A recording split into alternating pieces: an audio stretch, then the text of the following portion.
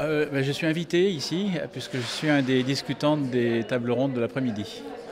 Donc je viens faire mon travail.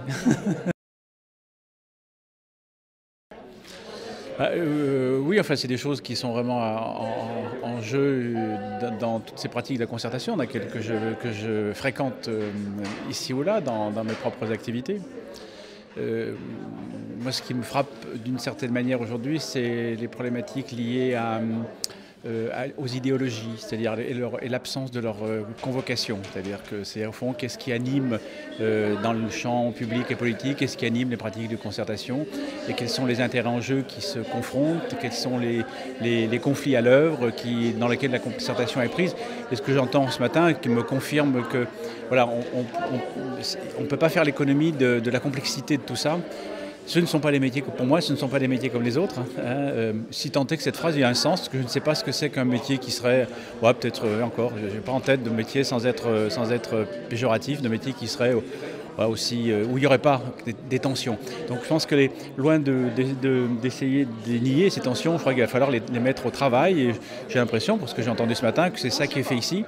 Et accompagner la naissance de ces nouveaux métiers par une vraie réflexion est une chose qui n'est pas si fréquente. Un grand nombre de nouveaux métiers dans les 20 dernières années sont nés ou ont tenté de surgir sans être accompagnés de cette manière, en niant les complexités, en niant les positionnements idéologiques qui étaient à l'œuvre dans tout ça. Et ça n'a pas toujours été un succès. Je ne les nommerai pas parce que j'en parlerai tout à l'heure. Je garde la primeur pour ça. Parce que qu'il y a politiquement un enjeu considérable. C'est-à-dire que derrière tout ça se profile une mise en cause, ou en tout cas au moins un doute, sur le rapport qu'on entretient avec les politiques et la manière dont les décisions collectives sont prises. Je crois que votre génération, la génération plus que la mienne, votre génération, elle ne se satisfait pas. Mais pas seulement ça. Il y a un grand nombre de gens dans des conditions compliquées et difficiles aujourd'hui ne peuvent plus se satisfaire de la manière dont les décisions collectives sont prises. Moi, je défends tout ça à partir d'un point de vue un peu particulier, puisque je fréquente beaucoup les mouvements dits de psychothérapie institutionnelle ou des mouvements qui ont, comme l'antipsychiatrie, qui il y a très longtemps ont tenté de dire on peut pas agir sur des populations hors de ces populations elles-mêmes. On ne peut pas faire. Donc il y a en Angleterre un mouvement que je suis très attaché, qui s'appelle The Recovery Movement, dont le projet est constamment été de dire rien sur nous sans nous. Alors, on ne réclame pas le pouvoir, on ne veut pas prendre la place du calife, on veut juste que les décisions qui sont prises qui nous concernent, nous soyons associés à leur élaboration. Et je pense que ça, ce rien sur nous sans nous, pour moi, est un principe considérablement important aujourd'hui et dans lequel tout le monde se retrouve, de différents points de vue politiques d'ailleurs. Je pense que même parfois de gens qui se disent se mettre hors du champ politique, tout le monde est dans cette demande-là. D'être des acteurs concernés à différents titres, et donc toutes les pratiques de la participation évidemment sont reniflées. Je veux dire, on se dit tiens, il y a peut-être là des mouvements qui se produisent où on va pouvoir peut-être être associés, même si c'est compliqué, même si c'est difficile, même si ça va générer de nouvelles bagarres, peut-être qu'il y a là un espace possible où ce rien sur nous sans nous est envisageable. C'est pas gagné, c'est pas gagné, loin de là, mais je pense que c'est irréversible.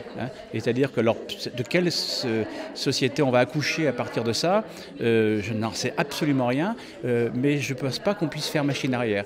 Actuellement, tout ce qu'on entend dans le champ de la politique, tout ce que vous entendez aujourd'hui, les bouleversements qui se produisent, tout le monde fait comme si c'était étonnant, mais il n'y a que ceux qui ne regardent pas autour d'eux qui trouvent que c'est étonnant. C'est quelque chose qui se préfigure depuis bien longtemps. Et au fond, si nos sociétés continuent à fonctionner, c'est parce que heureusement, il y a des acteurs de terrain qui, hors de ces sphères politiques, agissent, tentent de fabriquer des mouvements comme ceux dont on entend parler ici. Donc la question de la participation, de la concertation, c'est pas d'aujourd'hui, c'est des choses qui sont nées il y a longtemps, et avec des volontés d'abord militantes, je trouve, et qui aujourd'hui viennent à jour. Et là, il y a probablement un seuil difficile. Est-ce que ça va être absorbé par des pratiques politiques parce qu'ils savent tout absorber? Ou est-ce qu'ils l'ont déjà commencé? Ou bien est-ce qu'on voit naître là quelque chose d'un vrai mouvement où les acteurs citoyens vont pouvoir entrer en jeu?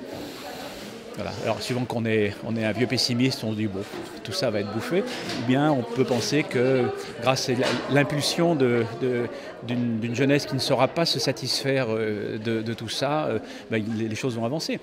Voilà. Donc il y a derrière une véritable analyse politique de notre société qui est en jeu, mais ça c'est une banalité, mais je la dis quand même.